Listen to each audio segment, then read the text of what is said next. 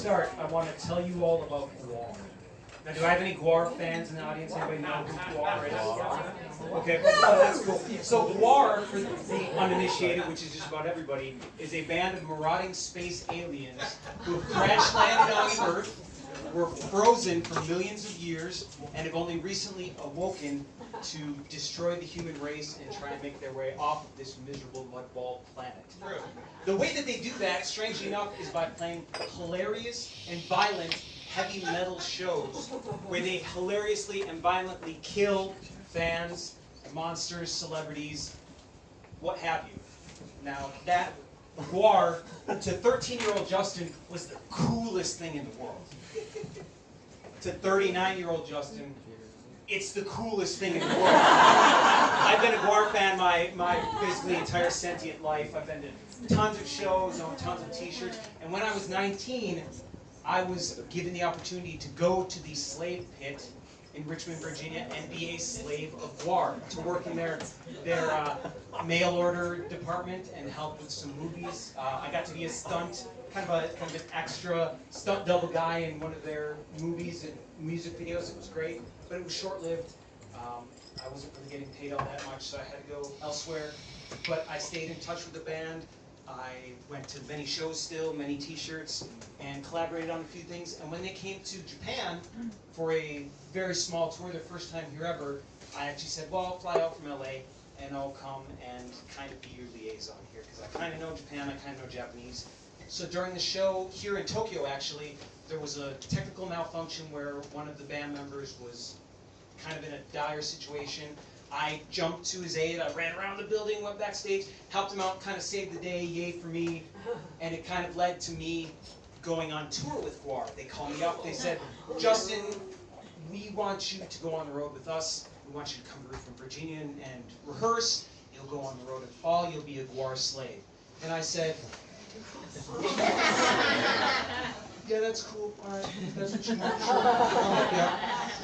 So on I went, I was in GWAR. I was the guy who put together all the blood, the 90 gallons of blood that they spray at the audience every night, and it was an amazing experience. So let's take you to the beginning of every GWAR show on that tour. So we're backstage, we're preparing. I'm putting on pants over my loincloth that I'm wearing, and I am a security guard in the very first kind of sketch. And I put on my kind of apparatus. There's shoulders here. I have little holes so I can see out the eye, even though it's very dark in a rock club. I have a fake head on, and I'm security. So as Black Sabbath's War Pigs, which is the coolest fucking song ever, is winding down, I'm getting in my position, and I'm just about here, stage right, kind of, you know, I have a fake head, so it's kind of awkward looking, but I'm maybe flexing a little, maybe going, hey, don't smoke that reefer. And I don't see the GWAR in all their glory with their giant helmets and shoulder pads and spikes and whatever are coming onto the stage, taking their positions behind me. Because I'm security guard, I'm acting this part. And Bone Snapper, who's a cave troll, comes up with his giant axe and taps me on the shoulder. But I'm still busy doing my job. I'm focused, so I don't want to stay away. And he taps me again. Screw you, man, I'm busy. I don't like the look of her. And he, rule of threes, he touches me again, turns me around, and chops my head off. So my head goes flying, and blood starts spewing into the 8th row, and we're off to the races. GWAR kicks in with, madness at the core of time, attack ships on fire. Okay, sorry. So we're off to the races, and that's the beginning of every GWAR show, including in Orlando, Florida. Everything that I just described happened. I got my gear on, got my fake head on, my apparatus.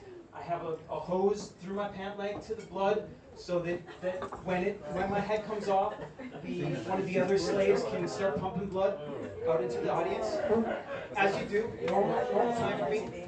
So I'm up here, again, stage right, and I'm flailing and I'm spewing, and I can't see anything, and I feel something. I can't see it, but I feel something kind of squishy, but solid. And I quickly realized that a fan has come up on stage. Now that's dangerous. This was my first time ever. I'm only about 20 shows in at this point. so I've never had this happen before, but it's bad news. I'm wearing, a covered head thing. I have a hose attached to my leg. I'm at the edge of stage. If he gives me a shove or something, that's dire for me. That's bad news for me. But also, behind me, I have guys with expensive guitars and giant helmets, and some of them are wearing 1 foot tall platform shoes like hooves. So this guy could wreck some shit. So I have to make a split decision. So I hook it. I don't know if I hooked his man boob or his shoulder, but I hooked it.